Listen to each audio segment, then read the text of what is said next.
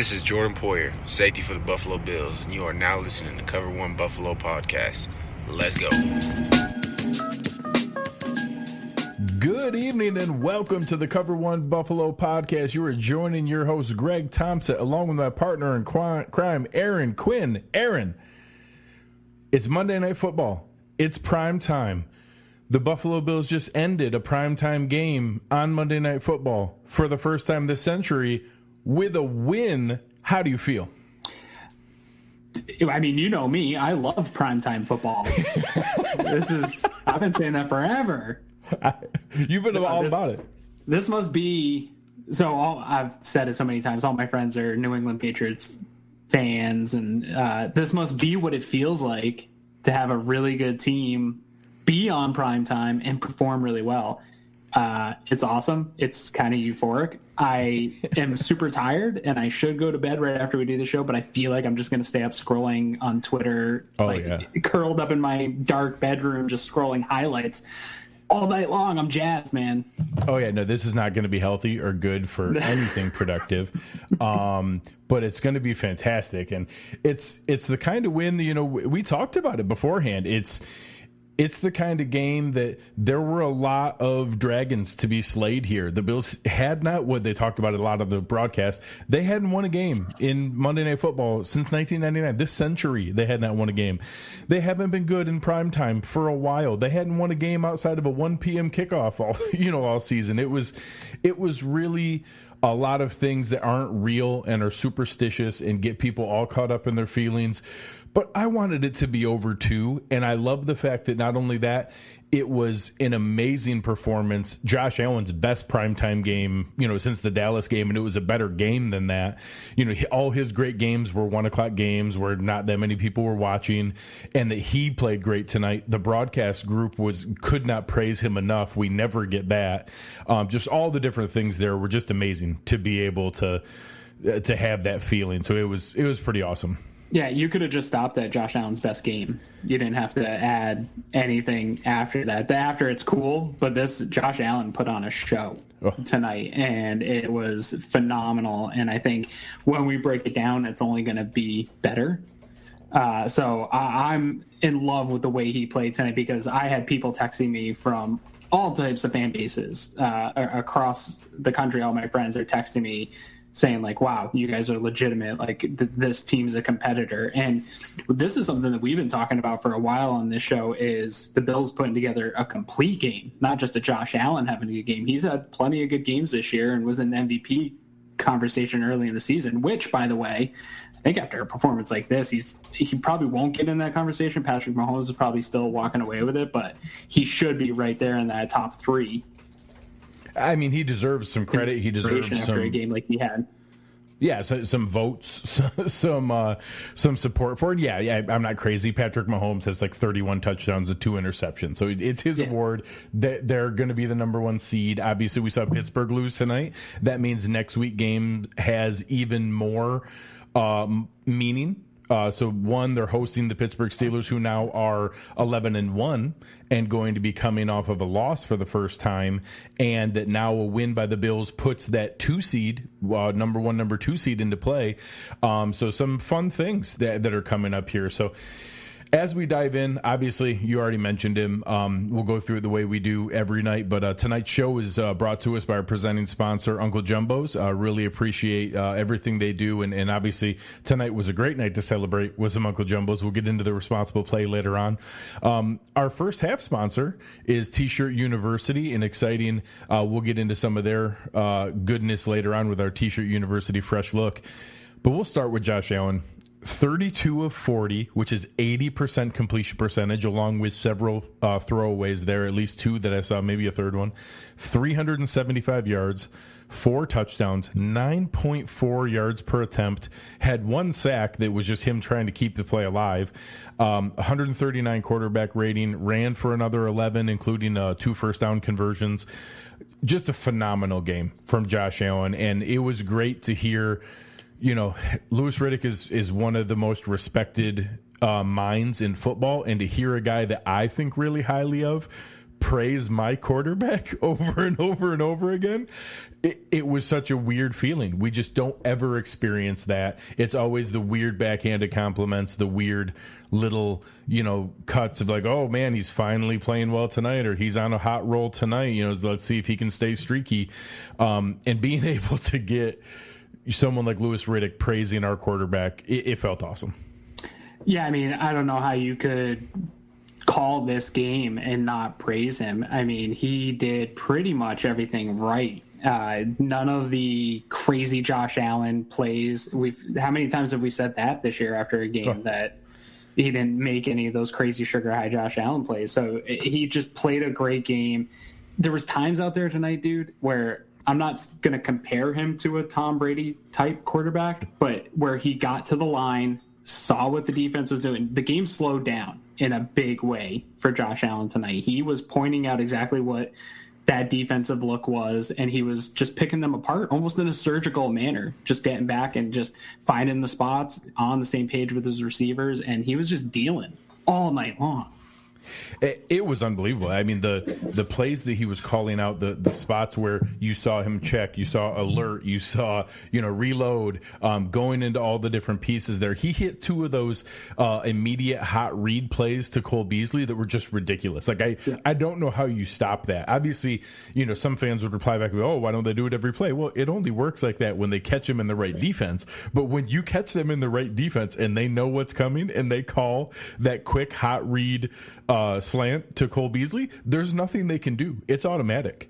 And a couple guys in the chat here talking about wait until we get Smoke back. I mean, this could get really, really fun to be able to put everything together in the way that I think we can. So it's going to be pretty awesome to be. So as we're getting into it and looking at the run game, I was happy to see Feliciano back. I was excited to be able to see that. I'm a little bit nervous about being able to identify, are we going to see anything long-term with Feliciano? I was glad that they gave him some rest in the last drive, but I thought that, the offensive line did a great job keeping Josh upright. They didn't get that first sack until really late in the game, and that was when I think Dable and the offense was kind of feeling themselves. So, from a run game standpoint, it was okay. I thought that, there were several of those runs were late in the game as they were kind of salting it away. It was really pass heavy early.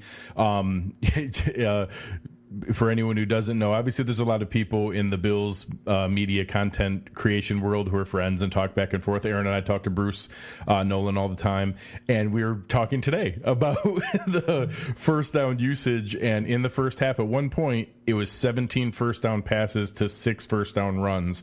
And Eric backed that up with a tweet later on that was the right call against this defense. That was what they were not as good at. And if you're going to go that route, that's the way to do it. So I didn't mind the run game today. I'm glad it was pass heavy. It wasn't going a ton, and they're a better run defense than they are pass defense. So that was the right call.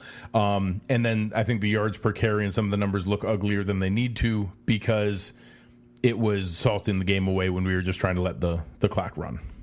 Yeah, I had no problems with it. And I had no problems with the game plan against the Chargers either. I think it was game plan specific. I mean, Brian Dable's a smart guy. I think outside of Josh Allen having a fantastic game, Brian Dable had one of his best play calling games front to back that we've seen in a long time. I mean, there's probably a player or two we can pick out and criticize him for, but it's not a lot. He had a really good game, and he had a very good defensive coordinator on his heels the majority of that game, with Borges only punting once late in the game when it was already pretty much put away. And a 68-yard missile when he did. Yeah.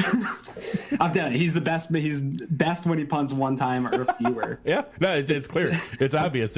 As long as you can get Corey Borges to punt once, he's a phenomenal punter. It's great. Yeah, it's awesome. So Brian Dable deserves a ton of credit for this because this line got funky. You're more into the gambling stuff. This line got funky. National media got funky about this game. And so from a gambling standpoint, it was just for anybody who's not paying attention that when you see lines move, that's after the fact. So Vegas gets funky sometimes. Do they put lines out there for a game that everybody goes, do they know something that we don't know? Why is this game spread, at a point spread that way? This game started out at Buffalo -3. Buffalo should be -3. They're 8-3. The Niners were 5-6. That's what a neutral site game should be. Matter of fact, some people thought it should have been more than 3. all of a sudden, so much money came pouring in on the 49ers. The game moved all the way down to 0. And some books today had the Buffalo Bills at a 1 or a 1.5 point underdog. And there were some books I was looking up, some sports books had 90% of the money in on the 49ers. And I don't know if it was recency bias of them beating the Rams or what it was, but it made no sense to me. And I had money on the Bills and was certainly happy to take that, but it was just crazy. And Vegas made an obscene amount of money tonight. All those sports books raked in that 90% win because everybody was on the Niners. I think it was the media driven. I think that I watch all the media, even the shows that I hate. All week long leading up, just to hear how people are talking about this team. So I'm on YouTube watching them, and honestly, dude, every show across every network was hyping up the Niners. Like, you got to watch this team, you got to watch out for this team. They're about to go on a run, and I even bought into it a little bit. I think in our pregame show, I was a little bit hesitant versus what I was seeing, and I don't know. Maybe it's just the Bills had a better game plan, both sides of the ball. I mean, it's so weird to sit here and talk about a complete game from this team, but it was really too. We talk about getting to a complete game. Now's the time to do it, dude. December, yeah. I'm wearing my Christmas hat. This is when you want to have your first complete game of the season. Yeah. Let's talk about these receivers, though. Oh my gosh, Cole Beasley is a gift. Cole Beasley is just phenomenal. Like, I don't know if he's ever been covered. There are just plays where Josh doesn't choose to throw to him. So Cole Beasley goes 9 for 130 and a touchdown. Stephon Diggs seemed like he kind of had a ho-hum game. It was 10 catches for 92 yards. And went over 1,000 for the year. Went over 1,000 for the year and has to be up there in the NFL lead for catches and targets now, because tonight he had 11 more targets and 10 more catches. I think he took over the lead for catches. It's got to be right there. Obviously with John Brown out, and there is still a small element of the team missing with John Brown that he does bring to this offense. But Gabe Davis looked nice tonight. Gabe Davis had 3 catches for 68. We'll get to it. Matter of fact, I'll sprinkle it in here. So one of our sponsors for the first half of the show tonight is the T-Shirt University group. So make sure you check out tshirtuniversity.com, everything they're doing. Our T-Shirt University fresh look of the game. That jet motion play action wheel route to Isaiah McKenzie was absolutely gorgeous. It was one of the prettiest plays I've seen in forever. So fans, when you see them run that jet motion over and over and over again, they don't give it to McKenzie. Oop, little pop pass to McKenzie, no big deal. Little pop pass, no, they don't give it. He goes and goes and goes. And then eventually you lull the defense into a false sense of security. And this time he carried it through and just ran straight up the sideline on a wheel route for a wide open, perfect play call touchdown. That's the kind of play that Brian Daboll has just been keeping in his pocket forever and be like, when do we need a touchdown? This seems like a good time for a free touchdown. Let me throw this out there. It was gorgeous, and that's as fresh of a look as I can think of. Yeah, it was gorgeous. And this is a good night for the Brian Daboll supporters and a really bad night for the Brian Daboll haters. And, yeah, there's some people who've blocked us who hate Brian Daboll, and they got to be struggling. Yeah, and the people that haven't blocked us, I'll probably be insufferable too for the next 48 hours or so, because this was a perfect game out of Brian Daboll, and that play is just sort of the cherry on top of this game and a highlight that we'll be able to show. But Josh Allen on that throw, dude, that is the throw that we were told he'll never make. It had touch arc, anticipation. It was perfect. He knew where he was going with that ball. He saw the defense. He put it where it needed to be. It was just pretty beautiful quarterback play. And that play doesn't work unless Josh Allen puts a nice little touch on that pass and gets it behind the defense. So wonderful, fresh look take from you there to make that one the fresh look of the game, because I don't think that's going to be the last time we see something off of that. We might not see that play again. But the variations. Dable has work off of that jet sweep, and we're going to see more of that as the season rolls on. Guarantee we'll see it in the playoffs. Yeah, several great comments in the chat here. Ron talking about the same with the Gabe Davis touchdown. Dustin talking about how about that Gabe Davis touchdown. Yeah. How was he so wide open? That was another gorgeous one with great play action. Just easily wide open creation for it, and another beautiful throw from Josh Allen. That was a 28-yard touchdown. So one quick thing on the wide receivers that I just want to touch on is I know people have started to kind of talk about cutting John Brown in the offseason. And I just want to remind people, when Cole Beasley went down after that first catch and he went into the tent, we were all like petrified of how this game was going to go. And that's why you keep John Brown, because you're one play away from getting a really nice rounded receiver unit to a very questionable, still with the top receiver, but questionable. You don't want Gabe Davis at this point. He hasn't proven that he can be that number 2 option. And so I'd rather have an embarrassment of treasures or embarrassment of riches than cut a guy who has been a huge part of this offense just because the team succeeded without him. Like, this game isn't an indictment against John Brown. If anything, that moment with Beasley tells me how much we need him. Yeah. So Gabe Davis is right now an elite wide receiver 4 and a luxury that no team has a 4th cornerback or an extra safety that can guard Gabe Davis. Gabe Davis as your second outside receiver is not special. Not yet. Is manageable. Now, maybe he has that upside in the future, but right now and probably next season, that's just not in his capacity just yet. So I get that it's there. We'll get to those things in the future. We'll have lots of off-season shows about salary caps and all kinds of fun things. That's not for tonight. This also on Josh Allen, that adjusted percentage is going to be probably 90. Yeah, because he had like 3 or 4 throwaways at least that I saw. So, I don't know if there was a single turnover worthy throw. Maybe the one back shoulder that Verrett knocked away in the end zone to Gabe Davis. I had a couple of people comment. I don't know how they count what a turn were. Nothing that jumped off the page to me. No bad decisions that I saw. No like really bad decisions or anything like that. Right. I also want to give a quick shout out. This was Dawson Knox's best game of the season. 4 catches on 4 targets for 27 yards and a touchdown, no drops, several nice blocks, including probably the best pass blocking I've seen from him that I can recall. Obviously, we can see more of that when the All-22 comes out, but I counted him several times picking up a defensive end in straight up pass rush, pass blocking. So not amazing. The fact that we're celebrating 4 catches for 27 yards probably tells you how rough of a season it's been. But honestly, I thought Dawson Knox looked good tonight. I think that's worth praising when he does a nice job. And honestly, I think that's about the production we're going to expect out of a tight end in the offense this year. Now, I'm not saying that they can't get a really good tight end in the future, or he can't develop into a more of a threat and become more of a role in this offense. But I don't expect, even when Tyler Kroft was having his best games, it was right there, like 3 to 4 catches for 30 yards. Like, he wasn't blowing the world up. So I think it'll be right around there. Yeah, and we'll see where those things shake out. Several guys in the chat here talking about great blitz pickup by Devin Singletary. I noticed that as well. Some really nice pieces for Singletary there as well. And I think that leads into really strong pass protection. We talked about the offensive line a little bit earlier, but I thought they were great tonight. This is a really good. Robert Saleh has some really creative stunts. I think the guards were getting worked a little bit, but they were sharing well. Morris was picking up extra protection well, and they did a great job. Like I said, the first sack didn't come until really late in the game, and it was the only one of the game. And I don't think there was a ton of pressures or quarterback hits overall that I thought were dramatic. So nothing that I thought was crazy. I thought this was, for the fact that we missed John Feliciano for portions of that game, I thought they held up pretty well.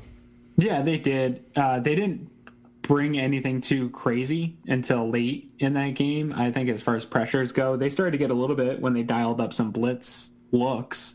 But I don't know. This one's hard to tell because Josh Allen did such a good job manipulating the pocket, extending plays, that I think there was probably some pressures there, but he's just so good at rolling out, extending a play, and keeping it going. So he stayed clean, but I'll have to go back and look if it was did he stay clean because he's Josh Allen, or did he stay clean primarily because the offensive line was so good? I don't know. Yeah, it's tough to know. So as we kind of flip over and get ready for the defense here, it was, I thought, a good game by the defense. Obviously, there were stretches there where it was verging on maybe a complete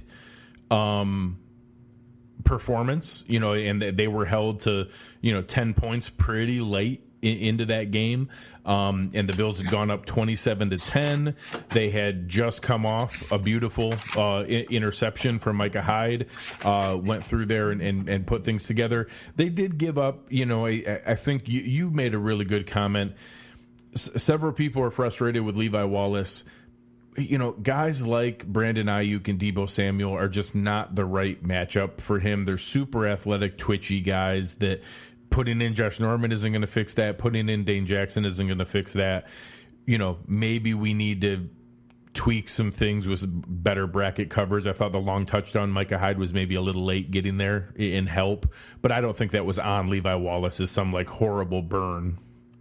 No, I thought, considering the lack of athleticism that he gives up, or the amount of athleticism he gives up, I thought there was a couple plays that early defensive pass interference that would have kept points off the board on that drive. They kept that drive alive. That was great coverage. Yeah, and that was a terrible call. It was a terrible call. And the touchdown that he did give up, that one was a tough one. That whole drive was weird because the Bills give the ball right back to him, and that defense was exhausted. That's a tough one. These guys are, like you said, fast, twitchy guys. I don't love Levi in space. Well, Levi did do a nice job, though. You didn't see a lot of yards after catch with these guys, and that's where they eat. And he did give up some receptions, but he was able to tackle guys, wrap them up. I thought he made more decent plays than he made bad plays in this game. And I think that one big one, fans will hurt. I saw a lot of people saying we got to get rid of this guy. I'm not there. Big plays happen. He came back. He didn't give up anything really more. He kept everything in front of him. I'm not super worried about it. We have no guy who can cover that route. The only way that our defense covers that route is Micah Hyde gets there and helps cover. Exactly. Dane Jackson's not chasing down Brandon Ayuk. Josh Norman's not chasing down Brandon Ayuk. Cam Lewis. We don't have a guy, to be completely honest, in a straight line sprint. Trey White's not chasing down Brandon Ayuk. Trey probably has better positioning and technique and to leverage, let him get past him. But we don't have guys who chase down elite athletes. It's just not what our cornerbacks are. So it is what it is. There was a number of receptions that he did give up where he had it. The quarterback just made a better throw. He had a hand right there on one of them to the outside. I think when we watch the all 22 back, it really won't be as bad as Twitter reacted after that one big play. And that was it for the day. I mean, they ended up getting a big pass from Deebo later in the game when the game was already over, but they didn't give up explosive plays at all. We've talked about this defense getting back to 2019. The thing that I'm seeing in that trend is removing the explosive plays so far the last few weeks. That's what made this defense great a year ago, was just getting those explosive plays and not allowing people to do that on you. If they can keep that trend up, man, this is going to be real fun. Yeah, I mean, honestly, they had 0 big plays until garbage time into the fourth quarter. So they went 3 quarters with giving up 0, the one defensive pass interference. But, as far as them converting a play. Yeah. No toxic plays, no explosive plays. And lots of people bringing up here that Trey White interception at the end where he just took the ball away. Kendall Bourne had a touchdown. That was a touchdown. He had that, and the ball was in his arms, and Trey White just took the ball from a grown man. It was fantastic. Those are the kind of plays that you love to see those big time players make in big time moments. And they weren't in position to take back anything over, but they had brought it back within 10. It was enough that you could have had something concerning there, and that was really just kind of a game sealing play to end it and wrap it up. Yeah, and they got downfield quick, which was annoying. Yeah. Right. But the play before with Hyde, that was also a grown man play. Oh. He had a touchdown, and to stop him and wrap him up at the goal line, it doesn't result in the turnover, but it does eventually, and that was a huge play out of him. Yeah. Several other people. I love the usage and the rotation on defense. I thought that they did a nice job. I'm curious to see the snap count. I saw AJ Klein on the field a lot. So, I mean, it was, I felt like AJ Klein played more than Matt Milano, but they put Milano in all of the key leverage third down plays, or we played more base defense than we have in a while. I'm really curious to see the snap counts in the film once I can really get a feel for it. It's really hard to track live during the game, but I certainly felt like AJ Klein was still out there a fair amount, and I like the way that it felt in the rotation and the usage. So whether that's leaning back into Matt Milano or, easing him back into this, I certainly felt comfortable with it. And I thought that Tremaine Edmonds had another really strong game. I like that you were hearing a lot of, the broadcast booth praising him for how well he was reading and making plays and making stops. I thought that the linebacker core as a whole played really well. Yeah, I think Tremaine's back. Yeah, I do. He's running around playing just exactly as we saw him last year. I liked the rotation from what my eye could tell me. I think it was what they were trying to do the first time when they brought Milano back, bringing him in situations where they know he's much better than Klein in those situations, known passing downs or pass rush blitzing, which the one that he got in on was exactly what the difference between him and Klein are, where he got blocked, made a pass rush move to remove the blocker, and still got pressure on Mullins. Klein was getting free and getting nice rushes free, but if he got stuck on a block, he had no pass rush moves, and that's where Milano is just night and day difference. And it's nice to have both those guys in the arsenal the way they're playing. Yeah, and this is one of the ultimate you can't trust the box score games for the defensive line here. This was one of the better defensive line games we've had all season, and we had no sacks. There was a couple tackles for a loss. It was a great job by all of them. I think this was Vernon Butler's best game as a Bill. I saw him flash with penetration several times. Daryl Bam Johnson played fantastic, great special teams tackle, plus a couple nice plays later. Is a great call by Ron. AJ Epinesa had a great tackle for a loss and a pass breakup. They had him back in coverage, and he was great in coverage. Ed Oliver tried to kill Nick Mullins at one point. It was a really, really strong defensive line game with great penetration, breaking things up, never letting what is one of the most dangerous run games in the NFL get started at all. Yeah. And the box score is going to tell you nobody did anything all that special.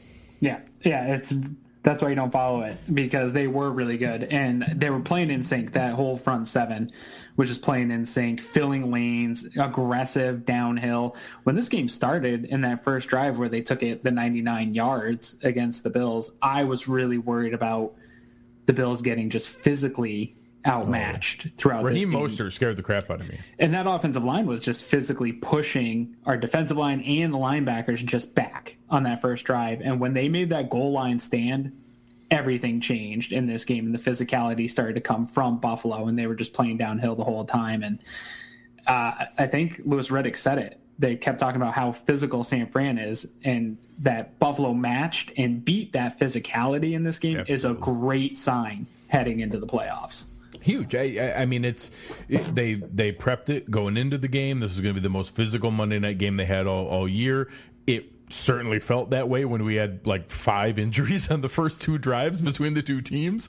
It was fantastic. And, we've kind of worked our way through the offense and the defense. And a lot of times we'll pivot here into, our segments and different pieces tonight. But a couple people we're talking about in the chat here. This is one of the best coaching games we've had all season. I thought Brian Daboll was spot on his game. I think that Leslie Frazier queued up a really strong defensive effort. I thought Sean McDermott was spot on. You're going to hear his name a couple times in these segments that are coming up here. And this was a really strong coaching effort against one of the best coach teams we've had all season. That's why I say that, because doing what the Bills did tonight against Kyle Shanahan and Robert Saleh is different than having a great game against Adam Gase and Greg Williams. It just is. It's just not the same thing. The performance they put up tonight and out coaching 2 people like Kyle Shanahan and Robert Saleh, hats off to Sean McDermott, Brian Daboll, Leslie Frazier, and the entire staff. Mm-hmm. Yeah, I agree. I don't have anything to add to it. You just said exactly how good it was and how important that is. So switching over here, we'll go into some of our friends for our upcoming sponsored elements here. And let's start with the responsible play of the game with our guys over at Uncle Jumbo's. And I think, we have a couple different ones for some of the other plays coming up here, but I think we were both in the same spot here. And I made a comment on Twitter that I was furious when the Bills went through, and I don't like that play where you're trying to get him to jump off sides, but you're not going to run the play. I don't mind that if you're in a spot where you can eat the 5-yard penalty. I hate it when it costs you a timeout. And I don't understand the risk reward piece of it. And when we called the timeout, I was furious because my entire life, a Bills coach has then called the timeout and kicked the field goal. Most coaches, not just Bills coaches. Oh, yeah, correct. Almost every game I watch. Yeah. And the fact that Sean McDermott still put his foot on the gas and came back out up 10 in a spot where, knowing the analytics tell you up 10 and up 13 isn't that big of a difference. You're still up by 2 scores. You're not up by a third score. But so many coaches just go, wow, we better get that extra field goal here. The fact that Sean McDermott still went for it on 4th down is intelligent, aggressive, and in my mind, responsible. And this is the most fun, responsible play of the game I can think of. It ended up being a 5-yard slant to Stephon Diggs to convert for 4th down. But I just can't believe that we have a coach that goes for that up 10.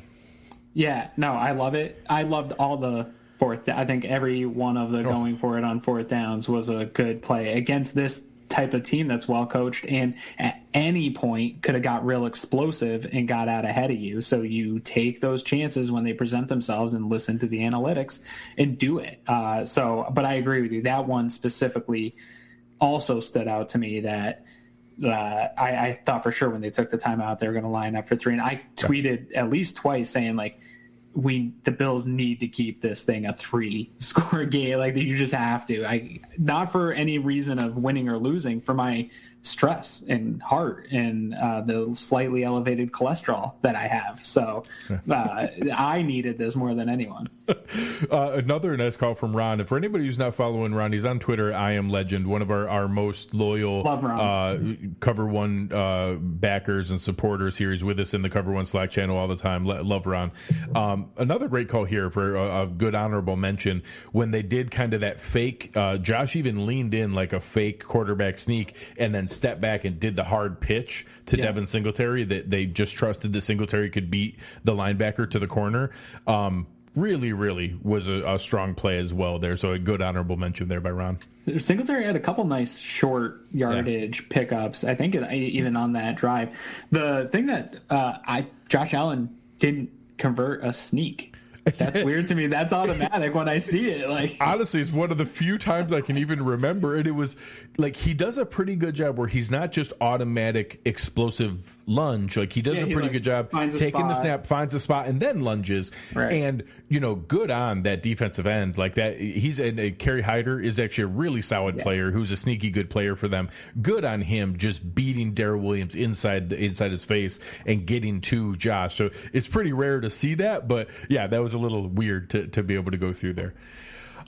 Switching over for our drive of the game, there's a couple different options here. Why don't you start it off? Because I liked yours when you mentioned it.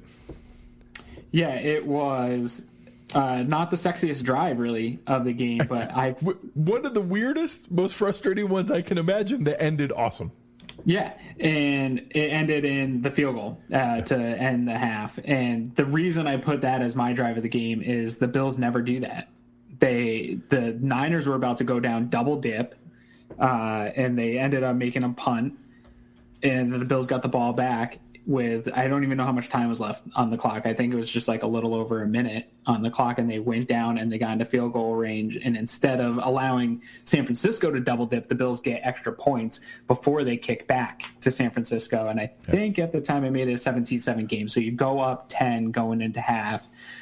To me, that was a huge play. That was something that we see out of the past New England Patriots, out of the Aaron Rodgers-led Green Bay Packers. Like, the good teams in prime time do that to end the half, get some points, and get a little bit of a cushion. Again, it'll be a forgetful moment of this game with all the big plays and the really nice, long, sustained drives that they had.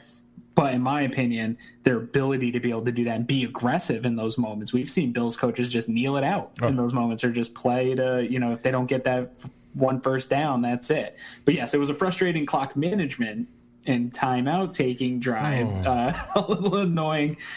Could have been cleaned up a little bit, but still resulted in a positive for the Bills. Oh, yeah. Well, I mean, if you go back and look at it in real time, again, you talk about plays that every Bills coach in my life has not gone for it. The Bills started at the 10-yard line with a minute left. It was 105. And at the 10-yard line, 90 yards to go. Just run it out, maybe get the first down. Every single coach we've had is trying to get one first down just so that they don't have to punt it back and kneel it out and just end the half. And they did give a handoff to Singletary. I was like, oh, man, I kind of was hoping for more than that. And then they did no huddle, and they kind of ran up, and they got the first down to Beasley, and then they took the timeout. And it was 2 plays for 35 seconds and 15 yards. So now we're at the Bills' 25 with 75 yards to go and 32 seconds left and only 2 timeouts left. And it's just like, all right, let's see what they do. And then boom, boom, boom, 18 yards, 20 yards, 18 yards, straight down the field. Like, holy crap, they're going to pull this off with some ridiculous, amazing throws from Josh. 2 crazy toe taps from Stephon Diggs and Cole Beasley, and then a great crosser to Gabe Davis. So the end result was amazing. Yes, but the start was a little shaky. I was so mad for that long. That what are you doing? That toe tap from Beasley, my wife was kind of watching while she was on Instagram or Pinterest or something, and she looked up and saw that, and I heard her, it was like, "Ooh!" She's like, "There's no way he caught that." And then she saw the replay, and she was like, "Oh, no!" That's when you know it's good. That's when you know it's good. How did he do that? He's just awesome. So my drive of the game was maybe a little prettier than that one, but maybe not quite as dramatic. Mine was the first drive of the second half. They had just held the 49ers to a field goal. The 49ers cut it to 1 score. The Bills come back with an 11-play, 75-yard drive. That's the one that ended with the beautiful, jet sweep wheel route to Isaiah McKenzie. Made it 24-7. Ended up being an 11-play, 75-yard drive. They get the interception 2 plays later and really kind of ended the game at that point for all competitive purposes. That was the one that I was happy to see. They still weirdly ended up tied in the third quarter. I thought they were going to finally crush the third quarter thing when they were up 10-3, but they ended up tied. I just want them to win the third quarter so people can stop saying that. But it still was a great drive, and that was my drive of the game. I'm even rocking the West Her shirt tonight. There you go. But it was fun to have a lot of options for drive of the game. Yeah, and there were other options too. Those first few drives I wrote down, not the first one, but a bunch of drives I wrote down as potentials. That was a great drive. You picked a great drive for it. And as far as the third quarter thing, I thought they played really well, and they overcame the stigma of playing poorly in the third quarter, even though it was tied. Correct. And whatever, the beat guys need something to complain about, so let them have it. So as we kind of step back here and figure out, okay, what does this mean? Obviously, Miami keeps winning. New England has somehow continued to win and get back into this. And I think as Bills fans, we're so conditioned to look for, oh crap, what is this going to mean, as far as what happens if we lose? And the fact that they come out here, really appreciate it, Daniel. It's very generous of you. It's fun, and being able to see the Steelers lost. This, a lot of people are prepping this as the game of the year. The Bills Steelers next Sunday night on Sunday Night Football. A huge game. The Bills control their destiny. They're going to end the season with Pittsburgh, Denver, New England, Miami. I posted it with some of the opportunities the Bills have tonight. They had a chance to end the Monday Night Football stigma. They just won on Monday Night Football for the first time this century, this millennium. Josh Allen had a fantastic game in primetime. Now they have a chance to beat the Pittsburgh Steelers and give themselves a shot at a bye or at a top 2 seed here in the playoffs. They can really take position for the division and really end the primetime national spotlight against the Broncos. They can end the Patriots' playoff hopes. They can end the Dolphins' playoff hopes. They can win the division for the first time in 25 years. They can host a playoff game for the first time in 25 years. this is a really, really exciting opportunity for this team, and tonight was a great start. One thing, I need everybody to stop calling the Broncos game prime time, because it's at like 4:00 on a Saturday. That's not prime. That's like National Judge Judy's audience. hour. Yes, National audience. Yes. It'll be the only game on TV and a national audience. Yes, with a bunch of like an old movie on TBS. That's And not it's a prime. winter, so by by like halfway through the first quarter, it'll be dark outside, so it'll feel like prime time. Sure. But this is great. And what are we now? One fluky, improbable play away from 6 wins in a row. Yeah. Right now for the Buffalo Bills. Yeah, if we don't have that Hail Mary, the Bills are 10-2 and facing the Steelers to take the number 2 seed, going for their 7th win in a row. So yeah, they are absolutely one fluky, accidental Hail Mary that wasn't even called to be a Hail Mary away from 6 straight wins and a shot at the number 2 seed. This is a good football team. And as our friend Bruce Nolan says, he talks about sustained winning and ways to sustain winning. This team has figured out ways to sustain winning. I don't look at the schedule and see a team that they can't beat remaining on the schedule.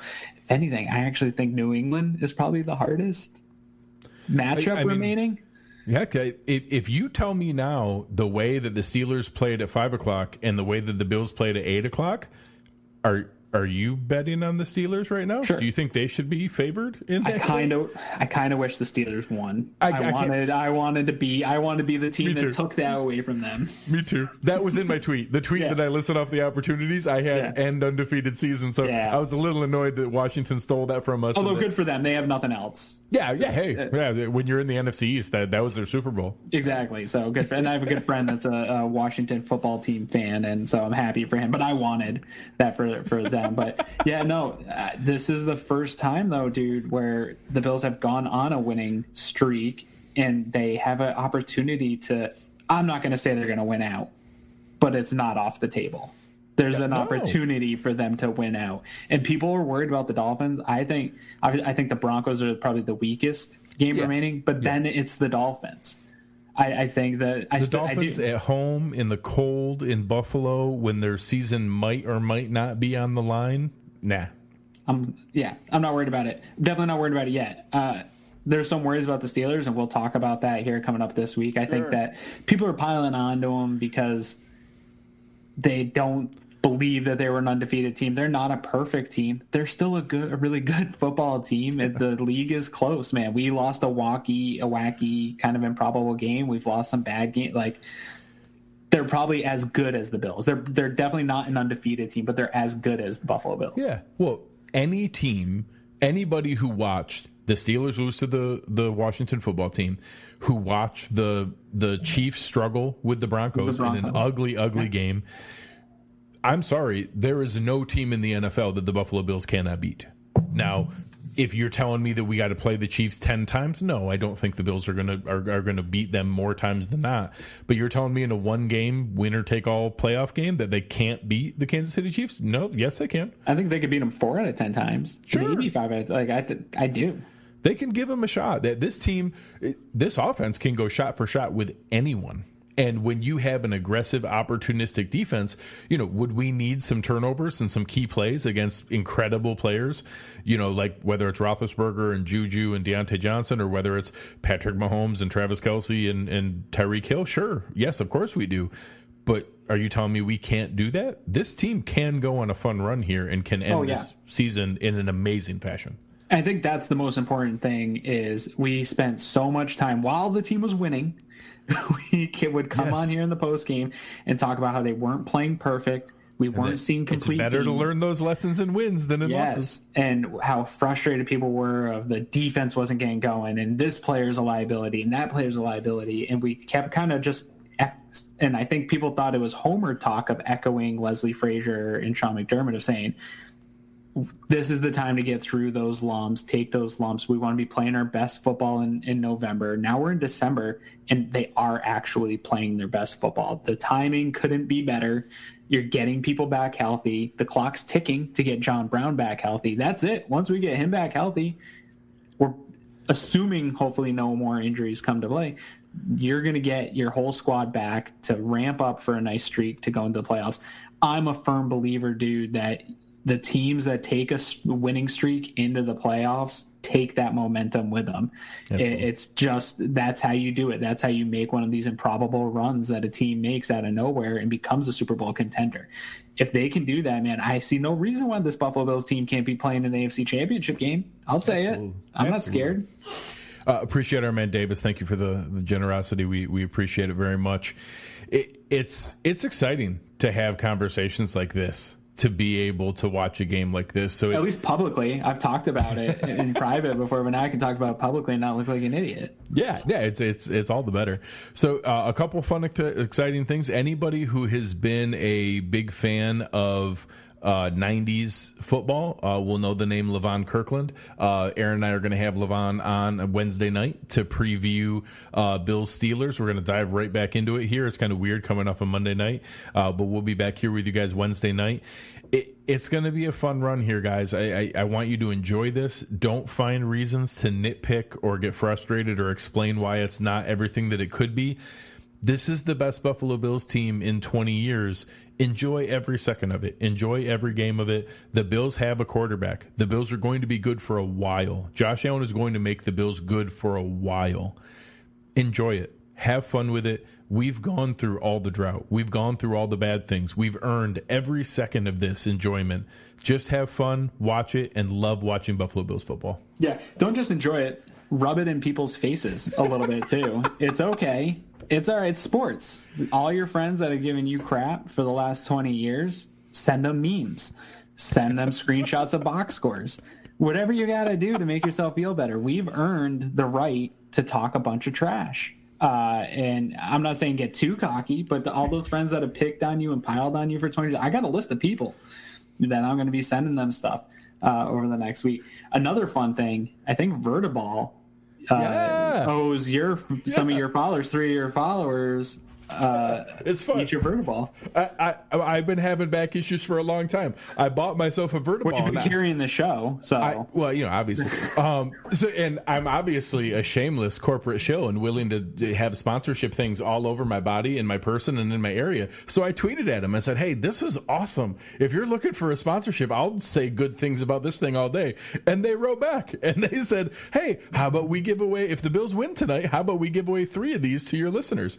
So that's going to be fun, either after the game or tomorrow morning. I'm going to find following Greg, I think. Yeah, I'm going to find 3 listeners to be able to give this to. So yeah, if you haven't had a chance yet, go find that tweet and like it and retweet it and follow me, and you could win a free Vertiball back massager. They're awesome. Yeah, I just bought one for my house. Good thing my wife doesn't listen to the show. yeah, you could have found out. She could have got one for free. Whatever. So this is awesome, guys. Really appreciate it. The chat was fantastic tonight. You guys were chiming in with some fantastic stuff. Really appreciate all the support from Uncle Jumbo's, from T-Shirt University, from West Her.